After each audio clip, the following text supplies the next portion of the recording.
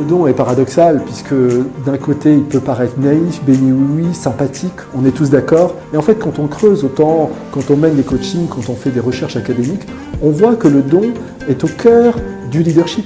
Parce que c'est le don qui permet aux leaders finalement de créer une relation de réciprocité avec les équipes et de susciter leur engagement. Pour moi, le don, c'est la manière de parler avec quelqu'un, la manière de lui accorder du temps, un sourire, une vraie écoute, de l'accueillir en tant que personne. En tant que DRH, ce que j'essaye de faire, c'est de faciliter, favoriser les échanges.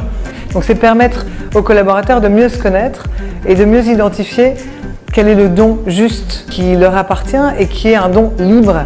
On s'est rendu compte que ces entreprises où cette culture, où ces comportements-là étaient génériquement et généralement utilisés et valorisés, eh bien c'était des entreprises qui surperformaient par rapport aux autres.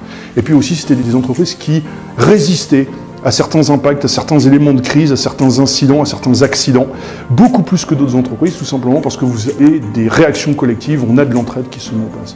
Je donne à quelqu'un, qui va donner à quelqu'un d'autre, et qui va donner à quelqu'un d'autre, et donc c'est appartenir finalement quelque chose de plus grand à notre humanité. Je me rends compte qu'on peut aussi convertir des gens qui n'ont pas tellement ça en eux au travers de la multiplicité des actions et puis de la présence de grands donneurs qu'on appelle des givers dans certaines théories ou certaines littératures. C'est-à-dire qu'en fait l'organisation va changer aussi parce que c'est devenu finalement collectif. Ces managers et ces leaders qui sont dans la générosité, eh bien très souvent ont des parcours de carrière accélérés, ont des promotions plus rapidement que les autres parce qu'ils trouvent beaucoup plus leur place, très rapidement leur place, ils sont identifiés pour être dans des comités exécutifs et des comités de direction.